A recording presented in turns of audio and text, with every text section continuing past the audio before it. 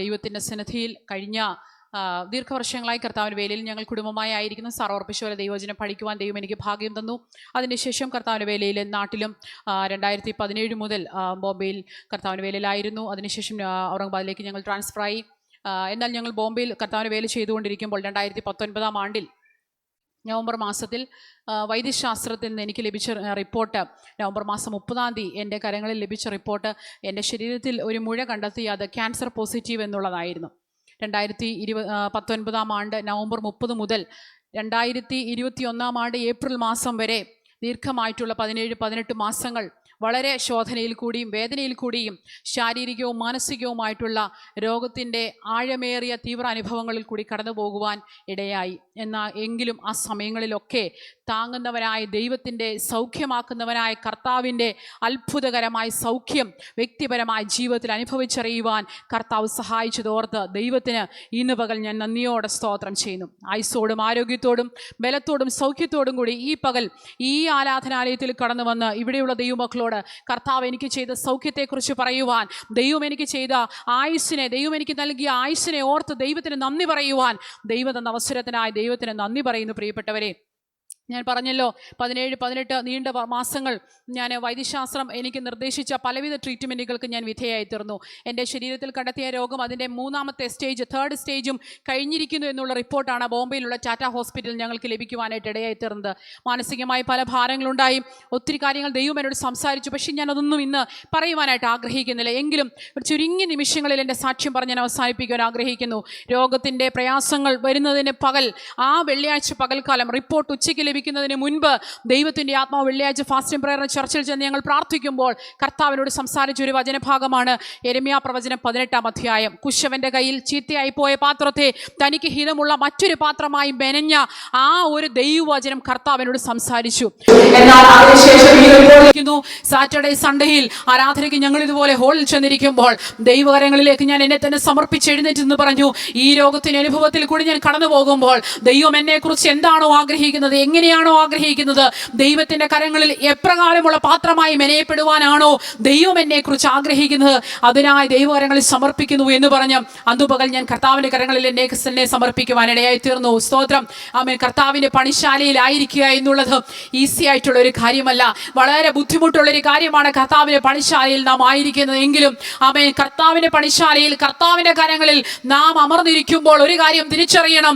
Price the Lord. കർത്താവിന്റെ കരങ്ങളിൽ നമ്മുടെ ജീവൻ സുരക്ഷിതമാണ്, കർത്താവിന്റെ കരങ്ങളിൽ നമ്മുടെ ആയുസ് സുരക്ഷിതമാണ്.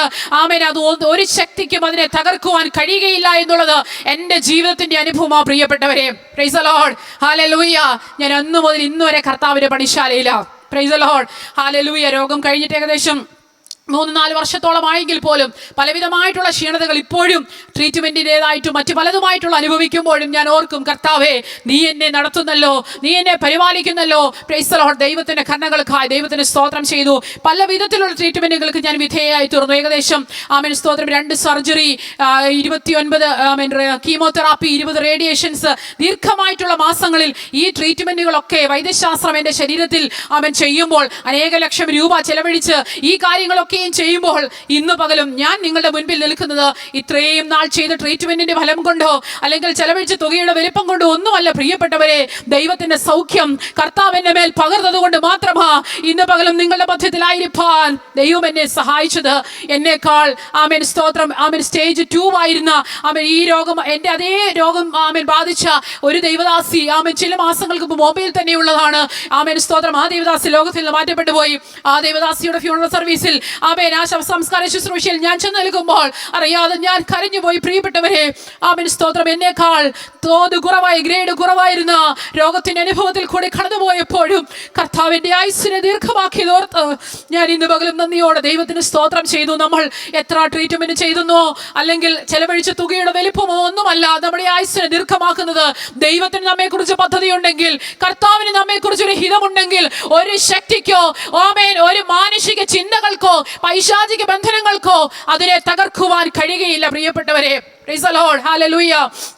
ഞാൻ കടന്നുപോയ അനുഭവങ്ങളെ കുറിച്ച് ദീർഘമായി വിശദീകരിക്കാൻ ആഗ്രഹിക്കുന്നില്ലെങ്കിലും ആമേൻ സ്തോത്രം. ഒരു കാര്യം കൂടെ പറഞ്ഞ് വാക്കുകൾ അവസാനിപ്പിക്കട്ടെ.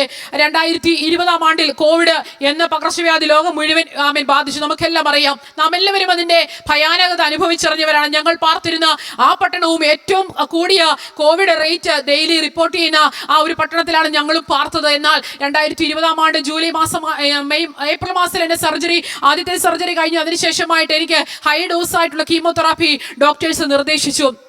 എന്നാൽ ആ സമയത്ത് കോവിഡിന്റെ വ്യാപനം കാരണം അവരത് കുറച്ചുകൂടി ഡിലേ ആക്കി.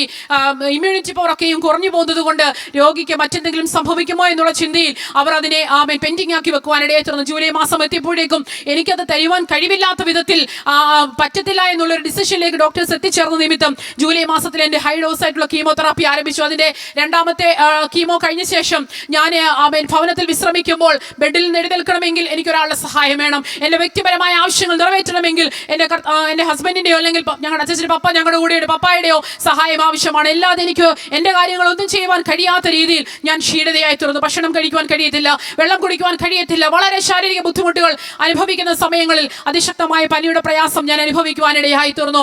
എന്നാൽ ഞാൻ ഡോക്ടറെ വിളിച്ച് അദ്ദേഹം എന്നോട് പറഞ്ഞു, നീ കോവിഡ് ഒന്ന് ടെസ്റ്റ് ചെയ്യാൻ പറഞ്ഞു. വളരെ ഭാരമുണ്ടായി പ്രിയപ്പെട്ടവരെ. ഇങ്ങനെയുള്ള പകർച്ചവ്യാധിയും കൂടി ഇത്രയും ക്ഷീണാവസ്ഥയിൽ ഇരിക്കുമ്പോൾ എന്നെ പിടിച്ചാൽ എൻ്റെ അനുഭവം, എൻ്റെ ഭാവി എന്തായി തീരുമെന്നോർത്ത് ഞാൻ വളരെ ഭാരപ്പെട്ടു. ആകുലതയോടെ കരങ്ങളിൽ സമർപ്പിച്ച ആ സന്ധ്യയിൽ ഞാൻ ബെഡിൽ വിശ്രമിക്കുമ്പോൾ ശരീരത്തിൽ വളരെ ക്ഷീണം, മനസ്സിന് അതിനേക്കാൾ ഭാരം. ഈ ഒരു ആകുലതയോടെ ഞാൻ ആ ബെഡിൽ വിശ്രമിക്കുന്ന സമയത്ത് ദൈവത്തിന്റെ ആത്മാവിനോട് ഇടപെട്ട വചനഭാഗമാണ് 18-ാം സങ്കീർത്തനം എന്നുള്ളത്. അതിന്റെ 16ഉം 17ഉം വാക്യങ്ങൾ എത്തിയപ്പോഴേക്കും ദൈവാത്മാവ് വളരെ ശക്തമായി എന്നോട് സംസാരിക്കുവാനിടയായി തീർന്നു.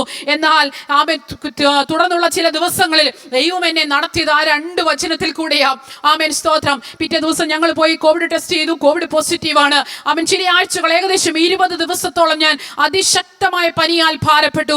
എനിക്ക് പറഞ്ഞറിയിക്കുവാൻ കഴിയാത്ത രീതിയിൽ 3 നേരവും ഞാൻ പാരസെറ്റമോൾ എടുത്താലും എൻ്റെ ഫീവർ കുറയത്തില്ല. അത്ര ഞാൻ 3 ആഴ്ച പനിയാൽ ഭാരപ്പെട്ടു. ആദ്യത്തെ ആഴ്ച ഹോസ്പിറ്റലിൽ വിളിച്ചു, എൻ്റെ ടെസ്റ്റ് എല്ലാം ചെയ്തു. എല്ലാ ടെസ്റ്റും നോർമലാണ്, എനിക്ക് പനി കുറയുന്നില്ല. രണ്ടാമത്തെ ആഴ്ചയും ഇത് തന്നെ ആവർത്തിക്കുന്നു. മൂന്നാമത്തെ ആഴ്ച എത്തിയപ്പോഴേക്കും ഞാൻ ടാറ്റ ഹോസ്പിറ്റൽ ഡോക്ടേഴ്സ് എന്നെ വിളിച്ചിട്ട് പറഞ്ഞു, ഈ 2 വീക്കും നിനക്ക് പൂർണ്ണ സമയം പനിയായിരുന്നത് കൊണ്ട് ഇനി നീ ഭവനത്തിൽ വിശ്രമിക്കുവാൻ പറ്റത്തില്ല, നീ ഹോസ്പിറ്റലിൽ വന്ന് അഡ്മിറ്റ് ആകണമെന്ന് പറഞ്ഞു. അങ്ങനെ കോവിഡ് പോസിറ്റീവ് ആയതിന് 3-ാമത്തെ ആഴ്ചയിൽ ഞാൻ ഹോസ്പിറ്റലിൽ അഡ്മിറ്റ് ആയി തീർന്നു.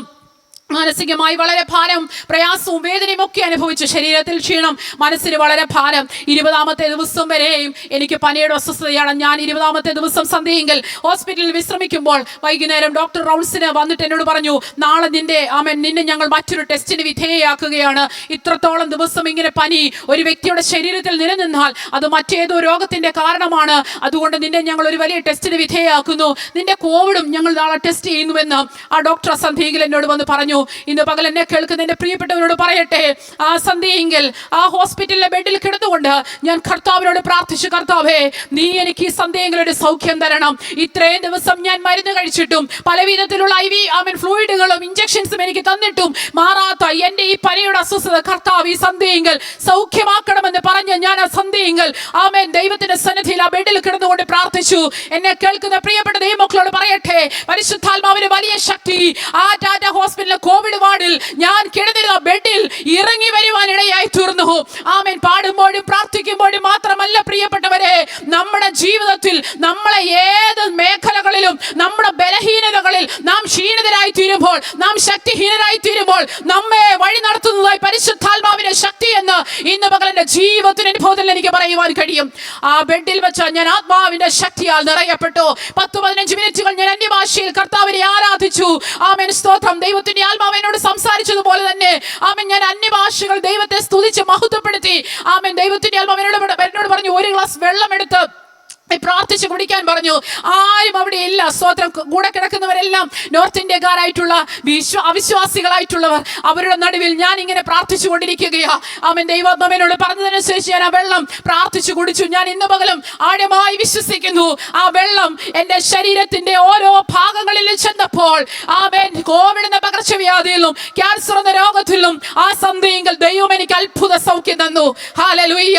20-ാമത്തെ ദിവസം വരെ അതിശക്തമായി പനിയാൽ ഭാരപ്പെട്ട എനിക്ക് ആ സന്ധ്യയെങ്കിൽ പനിയുടെ പ്രയാസത്തിൽ ദൈവം എനിക്ക് വിടുതൽ തന്നു. 21ാമത്തെ ദിവസം കോവിഡ് ടെസ്റ്റ് ചെയ്തപ്പോൾ നെഗറ്റീവായി തീരുവാൻ ദൈവം ഇടയാക്കി. ഹല്ലേലൂയ.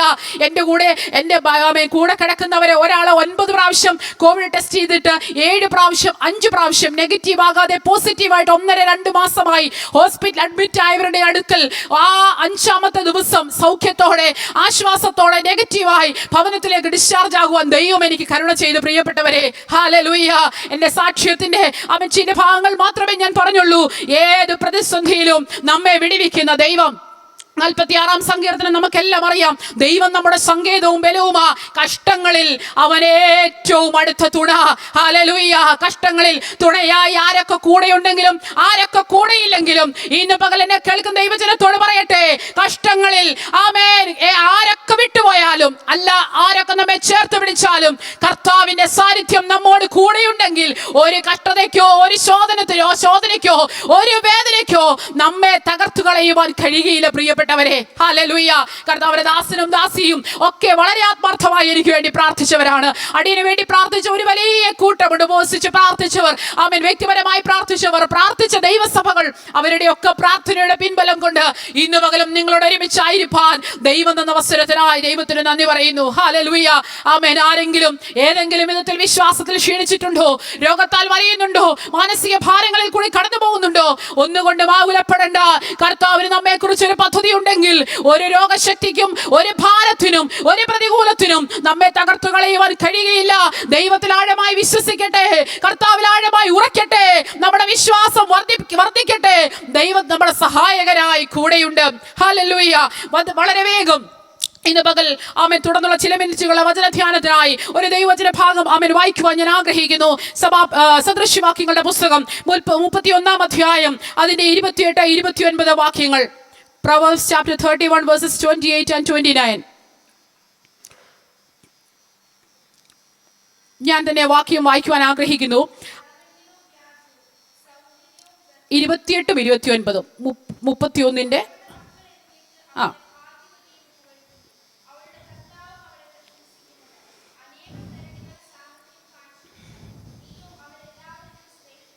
മതി.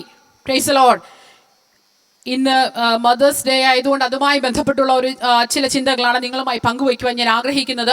നമുക്കെല്ലാവർക്കും അത് ഒരുപോലെ അനുഗ്രഹത്തിന് കാരണമായി തീരുവാൻ ദൈവം സഹായിക്കുമാറാകട്ടെ. നമുക്കറിയാം, സദൃശ്യവാക്യങ്ങളുടെ പുസ്തകം 31-ാം അധ്യായത്തിൽ ഒരു സ്ത്രീയെ കുറിച്ച് പറയുന്നുണ്ട്. ആ സ്ത്രീയുടെ പേരോ മറ്റു കാര്യങ്ങളോ ഒന്നും വിശദമായിട്ട് നമുക്ക് കാണുവാൻ കഴിയുന്നില്ല. പക്ഷെങ്കിൽ 31-ാം അധ്യായത്തിന്റെ ആദ്യം മുതലുള്ള ഭാഗങ്ങളിൽ നമുക്ക് ആ സ്ത്രീ ചെയ്ത പല കാര്യങ്ങളെക്കുറിച്ച് കാണുവാൻ കഴിയുന്നുണ്ട്. അതിന്റെ 28-ാം വാക്യം 29-ാം വാക്യമാണല്ലോ നാം ഇന്ന് പകൽ ചിന്തയ്ക്കായി വായിച്ചത്. അത് ഇങ്ങനെ എഴുതിയിരിക്കുന്നു: അവളുടെ മക്കൾ എഴുന്നേറ്റ് അവളെ ഭാഗ്യവതി എന്ന് പുകഴ്ത്തുന്നു, അവളുടെ ഭർത്താവും അവളെ പ്രശംസിക്കുന്നത്. അപ്പോൾ ഈ സ്ത്രീക്ക് മക്കളും ഭർത്താവും ഉണ്ട് എന്ന് നമുക്ക് ആ വചനത്തിൽ വായിക്കുമ്പോൾ മനസ്സിലാക്കുവാൻ കഴിയുന്നു. എന്താണ് അവർ പറയുന്നത്? 29-ാം വാക്യത്തിൽ, അനേകം തരുണികൾ സാമർഥ്യം കാണിച്ചിട്ടുണ്ട്, നീയോ അവരിൽ എല്ലാവരിലും ശ്രേഷ്ഠയായിരിക്കുന്നു. ആരാണ് ഈ മാതാവിനെ കുറിച്ച് അവളുടെ ഭർത്താവും അവളുടെ മക്കളും പറഞ്ഞ സാക്ഷ്യമായത്? Praise the lord. ഹല്ലേലൂയ. ഇന്ന് പകൽ എന്നെ കേൾക്കുന്ന മാതാക്കളെ, എന്നെ കേൾക്കുന്ന സഹോദരിമാരെ, നമ്മുടെ ആമേൻ കുടുംബം, ദൈവം നമ്മെ എല്ലാവരും ഒരു കുടുംബത്തെ ആക്കിയിട്ടുണ്ട്. അതിനുശേഷമാണ് ദൈവസഭയിൽ ദൈവം നമ്മെ ആക്കുന്നത്. ആദ്യമേ ദൈവം നമുക്ക് കുടുംബജീവിതമാണ് തന്നത്. അപ്പോൾ കുടുംബജീവിതത്തിൽ ആമേൻ ദൈവം നമ്മെ ആക്കിയിരിക്കുന്ന സ്ഥാനം, ഭാര്യ എന്നുള്ള പദവി, അതുകൂടെ കുറച്ചുകൂടെ കഴിയുമ്പോൾ മാതാവ് എന്നുള്ള പദവി, ആ പദവിയിലേക്ക് ദൈവം നമ്മെ ആക്കുമ്പോൾ ദൈവത്തിനൊരു പദ്ധതിയുണ്ട്, ദൈവത്തിനൊരു ഉദ്ദേശമുണ്ട്. ഈ 31-ാം അധ്യായത്തിൽ കാണുന്ന ഈ സ്ത്രീയെ, അവളുടെ ജീവിതം കുറേ നാൾ അവൾ ജീവിച്ചതിന് ശേഷം അവളുടെ മക്കളും അവളുടെ ഭർത്താവും അവളെ കുറിച്ച് പറയുന്ന സാക്ഷ്യമാണ് നാം ഇന്ന് പകൽ വായിക്കുവാനിടയായി തീർന്നത്. മക്കൾ എന്ത് ചെയ്യുന്നു? 28-ാം വാക്യത്തിൽ അവളെ ഭാഗ്യവതി എന്ന് പുകഴ്ത്തുന്നു. ഭർത്താവ് പറയുന്ന കാര്യമാണ്, ഭർത്താവ് അവളെ പ്രശംസിക്കുകയാണ്. എന്താണ് പ്രശംസിക്കുന്നത്? അനേകം തരുണികൾ, തരുണി എന്ന് പറയുമ്പോൾ സ്ത്രീ, അനേകം സ്ത്രീകൾ എന്ത് ചെയ്യുന്നുണ്ട്? സാമർഥ്യം കാണിച്ചിട്ടുണ്ട്, നീയോ അവരിൽ എല്ലാവരിലും ശ്രേഷ്ഠയായിരിക്കുന്നു. ഹല്ലേലൂയ.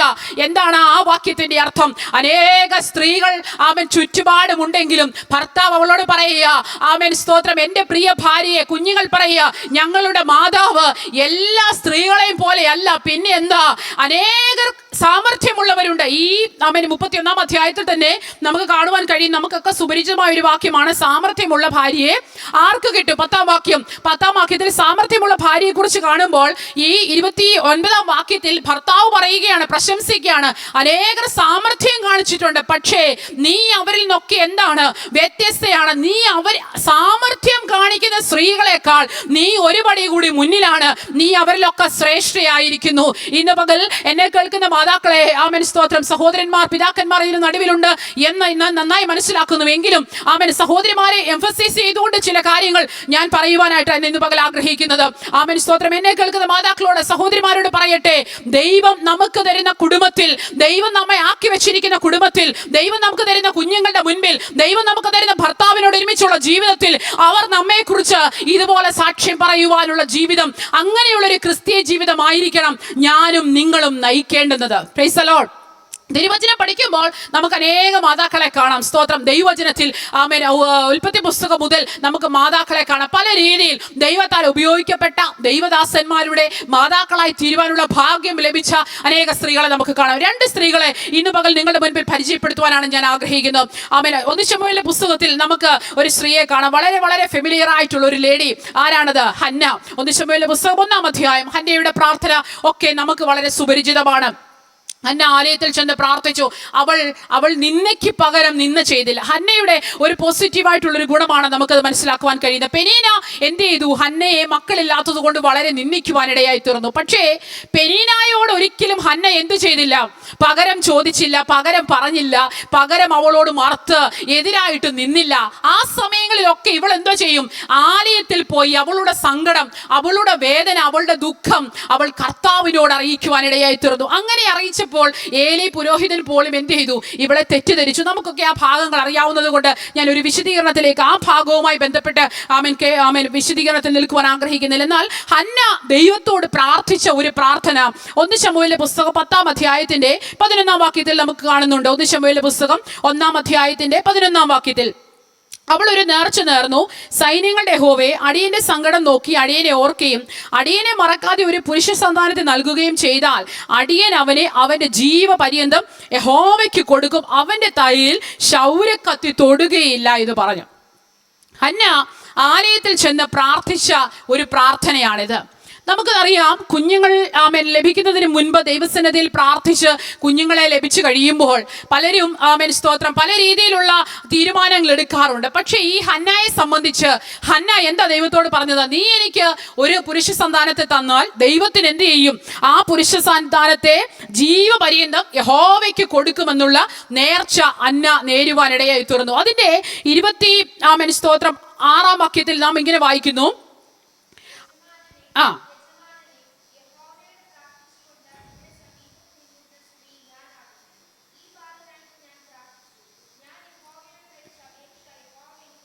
മതി. 28-ാം വാക്യം കൂടെ വായിച്ചാട്ടെ.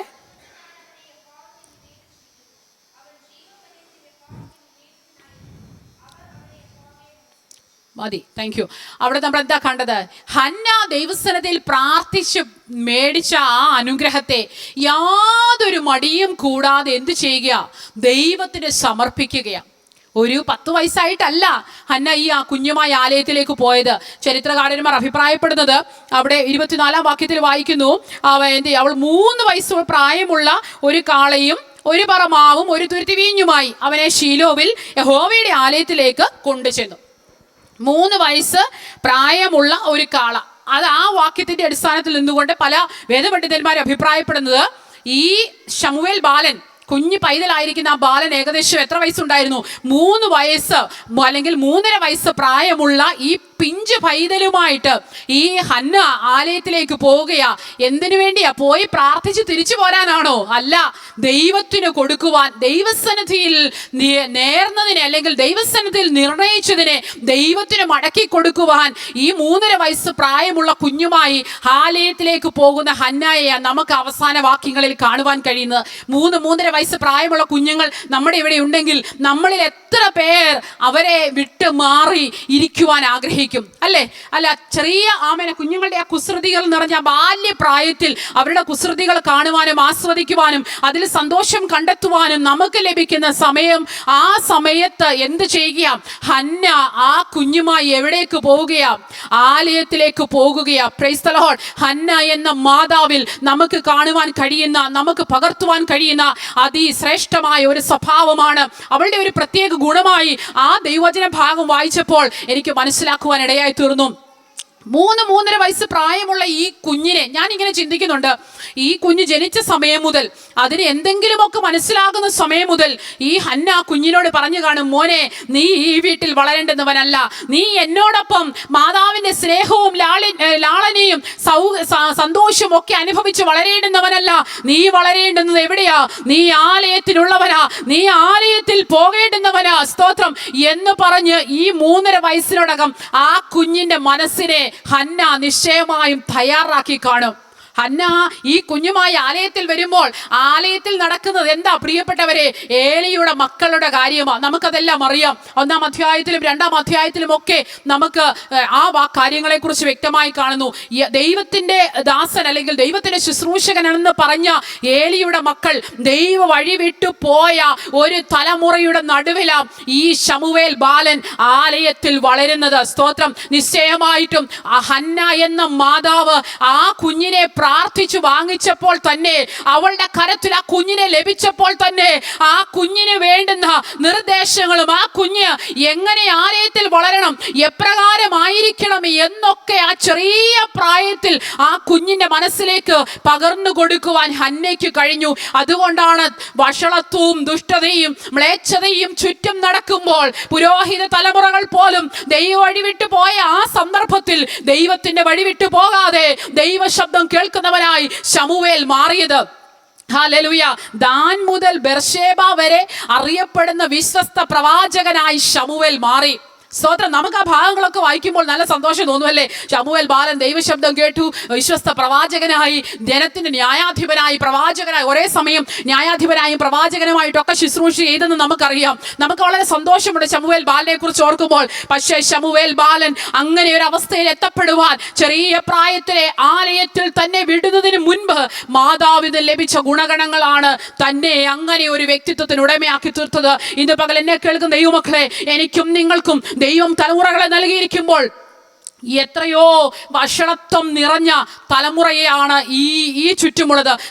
എൻ്റെ മുഖം, എനിക്ക് 2 കുഞ്ഞുങ്ങളെ ദൈവം തന്നു. മോൾക്കിപ്പോൾ 11 വയസ്സും മോനിപ്പോൾ 7 വയസ്സുമുണ്ട്. എൻ്റെ മോൾക്ക് 1.5 വയസ്സുള്ളപ്പോൾ ഞങ്ങളിത് കോട്ടയത്തിനടുത്താണ് ശുശ്രൂഷിക്കുന്നത്. എന്തോ പത്രത്തിലെ ഒരു വാർത്ത വായിച്ച് ഞാനിങ്ങനെ വളരെ ഭാരപ്പെട്ടു. ചെറിയ കുഞ്ഞുങ്ങൾ ചെയ്ത ഏതോ ഒരു കുറ്റകൃത്യമോ അങ്ങനെ എന്തോ വായിച്ച് എനിക്ക് ഹൃദയത്തിൽ വളരെ ഭാരം തോന്നി. ഞാനിങ്ങനെ ദൈവസന്നിധിയിൽ ആ വാർത്ത വായിച്ചിട്ട് കുറച്ചു നേരം പ്രാർത്ഥിക്കാമെന്ന് ചിന്തിച്ച് ഞാനിങ്ങനെ പ്രാർത്ഥിക്കാൻ മുട്ടുമടക്കി ദൈവാദപടത്തിൽ ഞാൻ കർത്താവിനോട് ചോദിച്ചു, കർത്താവേ, ഇത്രയും വഷളത്വമുള്ള തലമുറയിൽ, ഇത്രയും മ്ലേച്ഛതയുള്ള ഈ സമൂഹത്തിൽ എനിക്കൊന്നും മോനില്ല, ദൈവം എനിക്കൊന്ന് ഈ കുഞ്ഞിനെ ഞാൻ എങ്ങനെ വളർത്തും? കർത്താവേ, നീ എന്നെ സഹായിക്കണം, നീ എനിക്കൊരു ഗൈഡൻസ് തരണം. ഈ കുഞ്ഞിനെ മ്ലേച്ഛത കൂടാതെ, പാപം കൂടാതെ, വഷളത്വം കൂടാതെ വളർത്തുവാൻ ഞാൻ എന്ത് ചെയ്യണമെന്ന് ഞാൻ ദൈവത്തോട് ചോദിച്ചു. എൻ്റെ മോൾക്ക് 1.5 വയസ്സ് മാത്രം പ്രായം. ദൈവാത്മാവ് എന്നോട് പറഞ്ഞ വാക്യം ഇതാ, ഞാൻ നിന്നോട് പാപം ചെയ്യാതിരിക്കേണ്ടതിന് നിന്റെ വചനത്തെ എൻ്റെ ഹൃദയത്തിൽ സംഗ്രഹിച്ചിരിക്കുന്നു. ഈ വചനഭാഗം 119 സങ്കീർത്തനത്തിന്റെ ആദ്യഭാഗം 10-11 വാക്യമാണത്. ആമേൻ, സ്തോത്രം. ആ വചനം ദൈവാത്മാവ് എന്നോട് വളരെ ശക്തമായി ഇടപെടുവാൻ ഇടയായി തീർന്നു. ആമേൻ, സ്തോത്രം. ഞാൻ അന്ന് പകൽ തീരുമാനമെടുത്തു, എന്ത് വില കൊടുത്തും ദൈവത്തിന്റെ വചനം കുഞ്ഞുങ്ങളെ പഠിപ്പിക്കണം. വചനം ഹൃദയത്തിലുള്ള ഒരു പൈതലും, വചനം ഹൃദയത്തിൽ നിക്ഷേപിച്ച ഒരു പൈതലും വഴിതെറ്റി പോകുവാൻ ഇടയാകത്തില്ല. മാതാക്കളെ, ദൈവം നമ്മുടെ കയ്യിൽ വളർത്താൻ ഏൽപ്പിച്ചിരിക്കുന്ന കുഞ്ഞുങ്ങളെ വചനത്തിൽ നിശ്ചയമുള്ളവരാക്കുവാൻ, വചനത്തിൽ തികവുള്ളവരാക്കുവാൻ ഇന്ന് പകൽ എന്നെ കേൾക്കുന്ന മാതാക്കളോട് ഞാൻ ആഹ്വാനം ചെയ്യുക. ഞാൻ ഉൾപ്പെടെ നിങ്ങളോട് മാത്രം മാത്രമല്ല എന്നോടും നമ്മോട് ഇന്ന് പകൽ അതാ പരിശുദ്ധാത്മ പറയുന്നു, വചനം അവരെ പഠിപ്പിക്കുക. അന്നു മുതൽ ഞാൻ എൻ്റെ കുഞ്ഞിനെ വചനം പഠിപ്പിക്കാൻ ആരംഭിച്ചു. ആമേൻ, സ്തോത്രം. വർത്താനം പറയുവാൻ പ്രായമാകുമ്പോൾ ആയ സമയം അന്നേരം വർത്താനം പറയുമായിരുന്നു. അന്നേരം മുതൽ തിരിയത്തില്ല, തെറ്റാണ് പറയുന്നത്, ആമേൻ, ലാംഗ്വേജ് ശരിയല്ല, ആമേൻ, സ്ട്രക്ചർ ശരിയല്ല, ഇതൊക്കെയുണ്ട്. പക്ഷേ ഞാൻ ചെറിയ ചെറിയ സങ്കീർത്തനങ്ങൾ അവരെ പഠിപ്പിക്കുവാൻ ഇടയായി തീർന്നു. ആമേൻ, സ്തോത്രം. ഞാൻ ഇപ്പോഴും ദൈവവചനം അവരെ പഠിപ്പിച്ചുകൊണ്ടിരിക്കുന്നു. കമ്പൽസറിയാണ്. എല്ലാ ദിവസവും വൈകുന്നേരം ബൈഹാർട്ടായിട്ട് വചനം പറഞ്ഞിരിക്കണം, കേൾപ്പിച്ചിരിക്കണം. 2 കുഞ്ഞുങ്ങളെ ഞാൻ വലിയ ആളാന്നല്ല കേട്ടോ പറയും, ദൈവം തെറ്റിദ്ധരിക്കരുത്. ആമേൻ, സ്തോത്രം. ദൈവം എന്നോട് ഇടപെട്ട കാര്യമായി ഇന്ന് ഞാൻ അത് ചെയ്തുകൊണ്ടിരിക്കുന്നു എന്ന് പറഞ്ഞത് മാത്രമേ ഉള്ളൂ. ഹല്ലേലൂയ.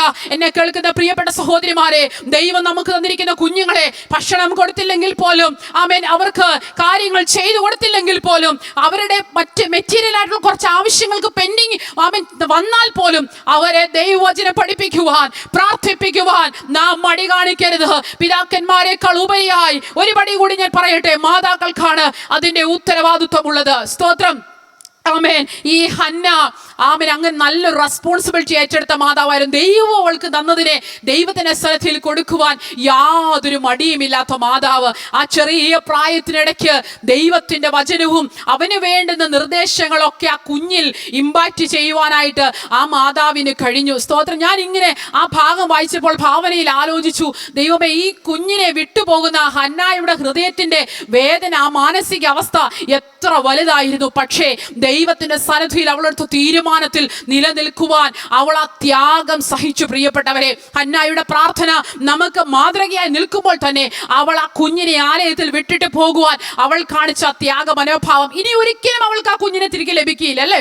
അവളുടെ അടുത്തേക്ക് വരുവോ, അല്ലെങ്കിൽ അവളുടെ കൂടെ അവളുടെ മകനായി താമസിക്കുകയോ, അവളുടെ മകനായി അവനെ വളർത്തുകയോ ചെയ്യുവാനുള്ള ഭാഗ്യം അവൾക്ക് ലഭിച്ചിട്ടില്ല. അവൾക്ക് 3 വയസ്സ് വരെ അല്ലെങ്കിൽ 3.5 വയസ്സ് വരെയുള്ള ഭാഗ്യം മാത്രമേ ലഭിച്ചിട്ടുള്ളൂ. പിന്നീട് ആ കുഞ്ഞ് വളർന്നത് മുഴുവൻ ആലയത്തിലാണ്. നിങ്ങളൊന്ന് ആലോചിച്ച് നോക്കിയേ, ഏലി പുരോഹിതന്റെ കീഴിൽ ചെറിയ ബാലകനായി വളർന്നു വരികയാ. പക്ഷേ ആ ചെറിയ ലഭിച്ച ആ സമയത്ത് ഹന്ന എന്ന മാതാവ് ആ കുഞ്ഞിനെ സ്വാധീനിച്ച അവന്റെ ആ ഇൻഫ്ലുവൻസ് എത്ര വലുതായിരുന്നു. രണ്ടാമതായിട്ട് ഒരു കാര്യം കൂടെ പറഞ്ഞ് ഞാൻ വേഗത്തിൽ ദേവദാസൻ പറഞ്ഞ സമയത്തിനകത്ത് വാക്കുകൾ അവസാനിപ്പിക്കാം. എബ്രായ ലേഖനത്തിൽ നാം ഇങ്ങനെ കാണുന്നുണ്ട്. എബ്രായ ലേഖനം 11-ാം അധ്യായത്തിന്റെ 24, 25, 26 വാക്യങ്ങൾ. 24, 25, 26, ചാപ്റ്റർ 11.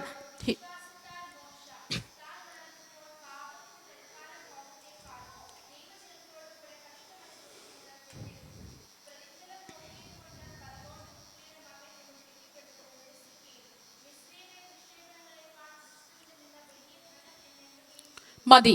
ഈ 3 വാക്യങ്ങളിൽ നമുക്ക് മോശയുടെ ജീവിതത്തിന്റെ കാര്യത്തെക്കുറിച്ച് കാണുവാൻ കഴിയും. പുറപ്പാട് പുസ്തകത്തിൽ മോശയുടെ പിതാവിന്റെയും മാതാവിന്റെയും പേര് രേഖപ്പെടുത്തിയിട്ടുണ്ട്. പിന്നെ മോശയുടെ മാതാവിനെ കുറിച്ച് കാണുന്നത് എന്താണ്?